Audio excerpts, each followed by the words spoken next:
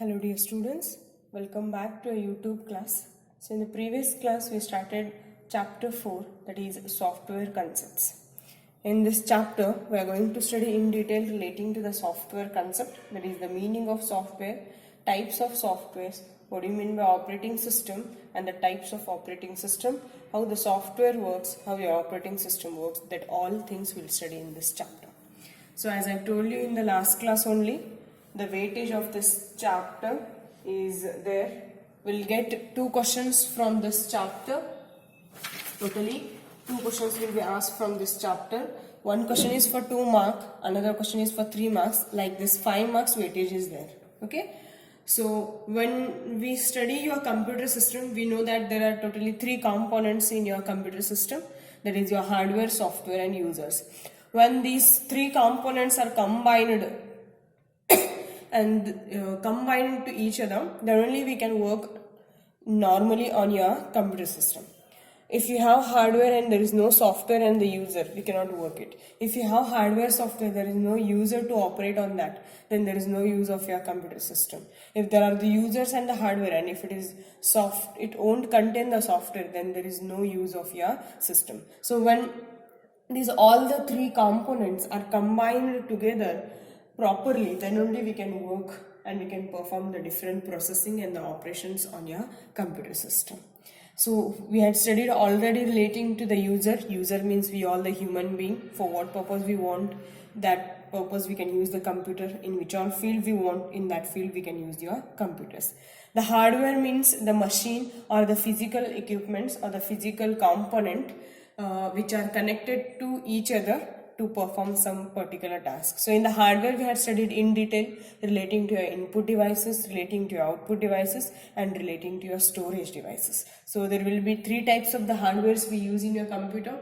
That is your input devices through which we enter the input data, output devices through which the result is displayed, and the memory devices in which the data is stored. The last part left out in this component is software. We have to study relating to the software, that is there in your 4th chapter, that is the software concept. So here the software is nothing but a set of information, a set of data or the computer programs that will instruct the computer what to do and how to do. When you want to instruct your hardwares how to do, when to do and what to do, then for that we need some instructions or a computer programs or the data. So that collection is called as your software. So it is a set of instruction that tells your computer to perform any intended task, which task you want to perform, which operation you want to perform, that all will be instructed by your computer system.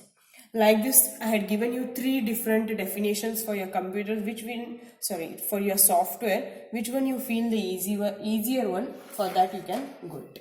Next, after that, we had studied relating to your types of software. The software is mainly divided into 2 types. The first one is system software and the second one is application software. Where the system software means it is a computer program that controls your system hardware and it interacts with your application software. So there is a difference between your system software and the application software. System software will help you to interact with your hardware which are there in your computer system, and when all you want to communicate with any application software, where here the application software you can just say that the apps which you use.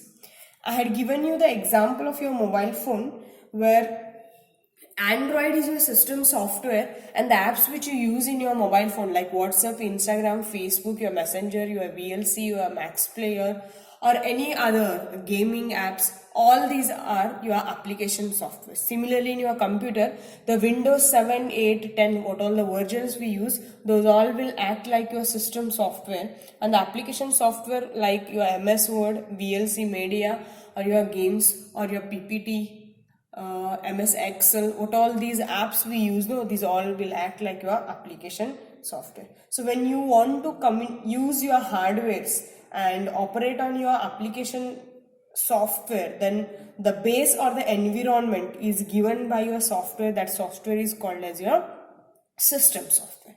So system software is created using your machine level language.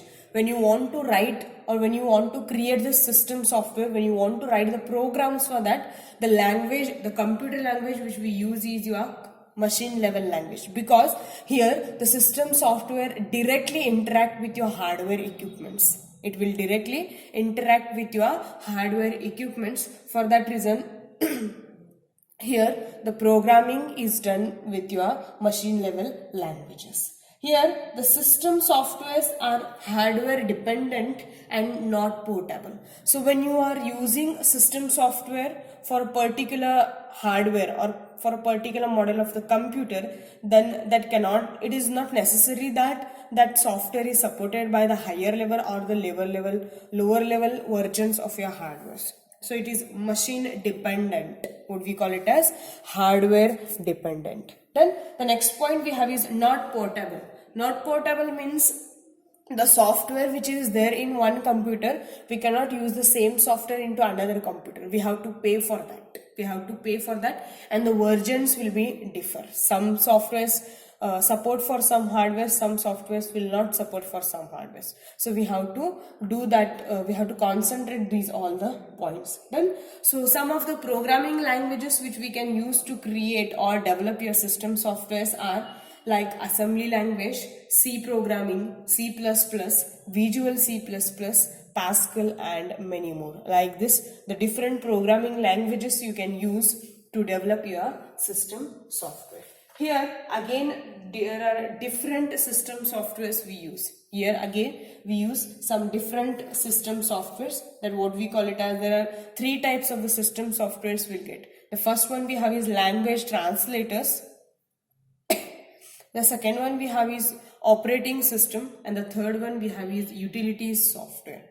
So mainly in your system software again we'll get the different three types of the softwares, which are language translator, operating system, and utility software. Language translators, operating system, and utility software we'll study it in detail later. So I'll just give you an idea. Operating system will act like an environment between the user and the system, where the language translators are needed, because we know that our machine understands only machine level language. Okay, but we the users, we the human being, write the programming in high level or assembly level language that is unknown to the machines. So there should be some translators who can translate the code from your high level or from your assembly to your machine language. So the translators which we use to translate from your high level or assembly to your machine level machine language, those are called as your language translators. Similarly, again we have is your utilities software, which are used again in your computer system. These concepts we'll study later in detail. Timing, you just remember the meaning. Okay, so let me tell you first about your meaning of your application software. Then again we'll start to study relating to your operating system, the languages, and the translators in detail. Fine. So the first one we have is, the second one we have is application software.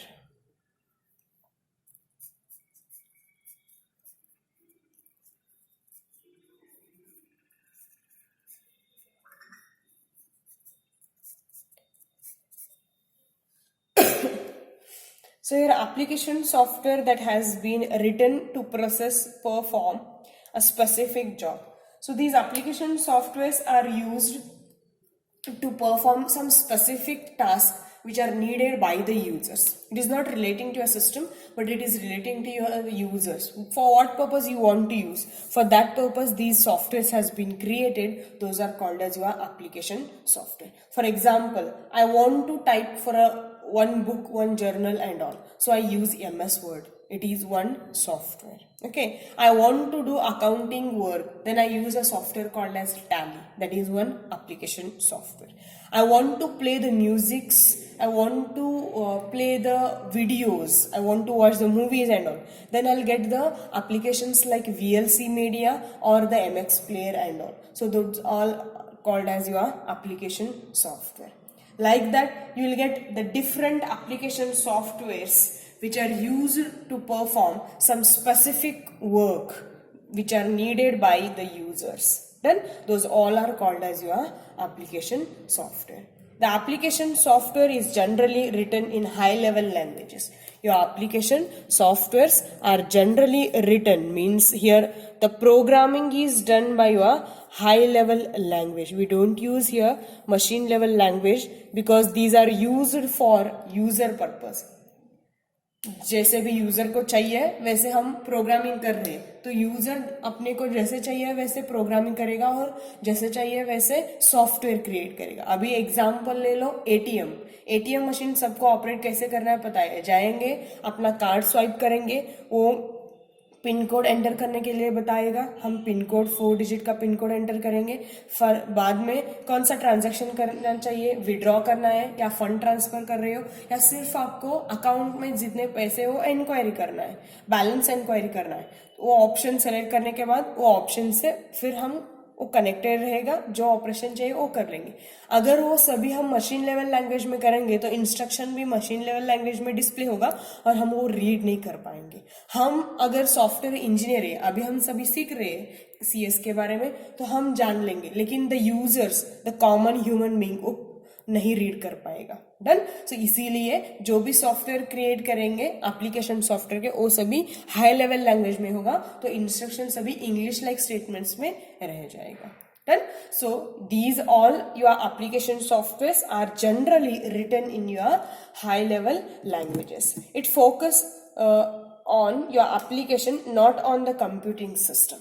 So mainly the software, that is your application software, concentrates on the application, for what purpose you are created and what is the work of that application, what is the work of that app. On that it concentrate rather than the computing system, means in which machine you are using.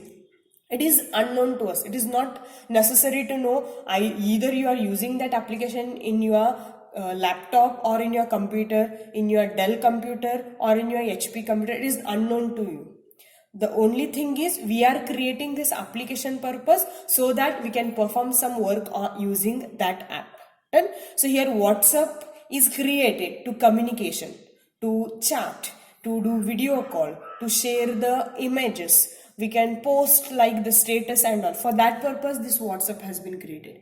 When the WhatsApp has been developed, it is an application software. When this has been developed, we had not seen that we had not restricted that this can be used only in Redmi mobile. This can be used in only Apple mobile. This can be used in your only Samsung mobile. This can be used only in your OnePlus mobile. Like that, there was no any restrictions. We had not concentrated on which system we are using. We had concentrated only on that application. And so these applications software will only specifically concentrate on for what purpose that has been created, on only that application.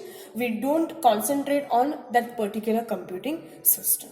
Then here application software is classified mainly on two types. The application software has been classified mainly on two types. One is called as general purpose, another one is called as specific purpose. There are two types of your application softwares we'll get. The first one is called as general purpose.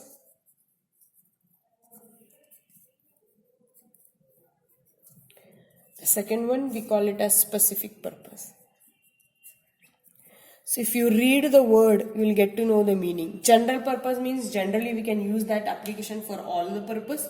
And specific purpose means those are created specifically only to perform that particular work. Done? So such applications are classified in these two ways. There is general purpose and specific. Specifically only used for those purpose and generally can be used for all purpose. That is your general purpose application. Done? These applications or this specific purpose is also called as application specific. This specific purpose is also called as application specific.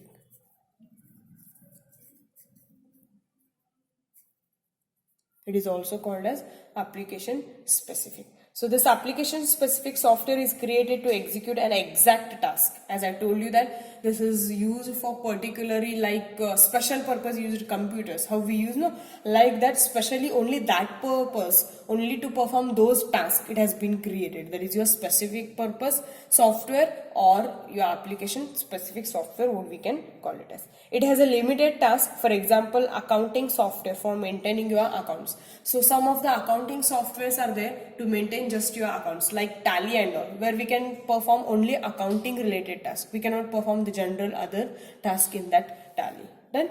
And the second one we have is your general purpose, where it can be used generally for all purpose. Done. That is your general purpose softwares. Done.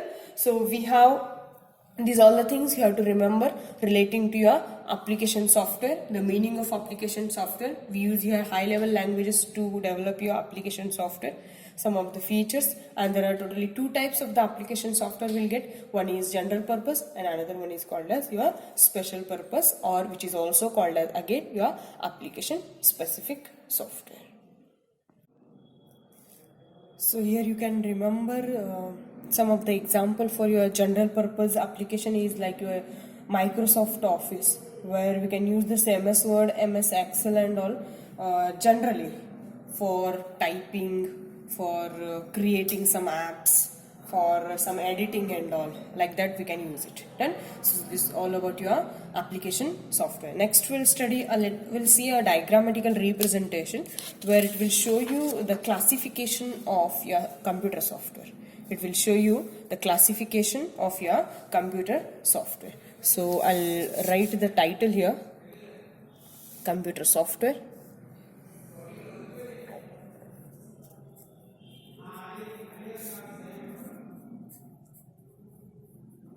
This is your computer software. This computer software has been divided into mainly two parts. The first one we have is here this side. I'll write first application program software because it contains only two classification: application software.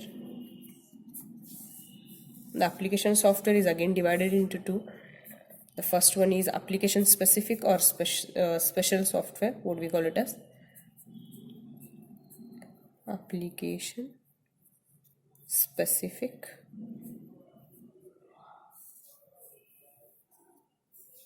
and the second one we have is general purpose. Special purpose or general purpose. Special purpose is mainly called as your application specific.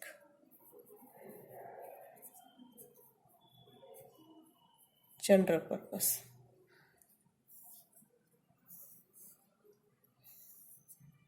Right? Next we have is system software.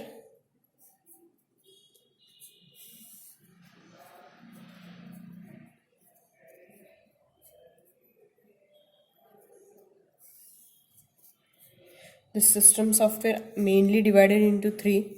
The first one we have is language translator, then operating system, and then your utility software. Okay, so first I'll show you the classification relating to your language translators. This is language translator, the first one. The second one we have is operating system.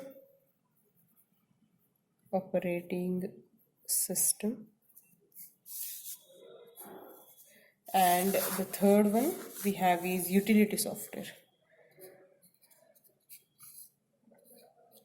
Utilities software.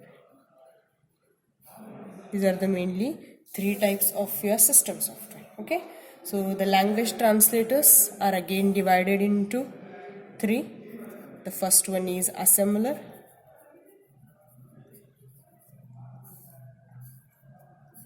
The second one is compiler.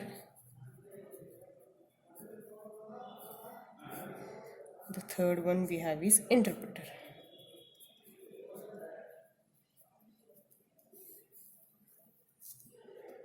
Next, the operating system is mainly divided into two.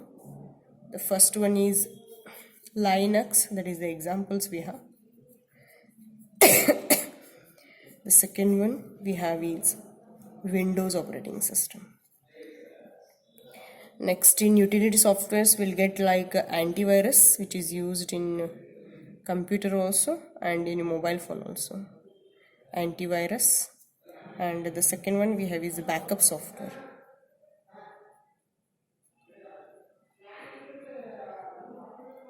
Next we have is backup software. So here again we'll get like something called as loaders and linkers. One more point comes is loader and linker, which is also a part of your system software. We don't tell that it is a type of system software, but it is a part of system software. Then like this your classification goes on. Let me explain it neatly. Computer software, there is a two types of softwares. One is application software, second one is your system software. Your application software again divided into two types. One is called as application specific and the second one is called as general purpose. Okay, the application specific means these are the special purpose used software. These are developed to perform only specially for those type of the work. For example, your ATM software, it is used to operate on only ATM machines. We cannot use that software anywhere somewhere else. Fine. General purpose softwares are created which can be generally used for all type of the work. Done. For example, your MS Office softwares, MS Word, you can use it to create your books, you can use it to create your journals, you can just use it for practicing your typing speed and all. You can use it to create the tables also. You can use it to create generally for image editing and all. Like that, for anything you can use it. Done. So some of the examples of the softwares will be having like that, which can be used for general purpose. Done. So the next classification comes is system software. Okay, so the system software contains mainly three types. One is your language translator, next we have is operating system, and then we have is utility softwares. Fine.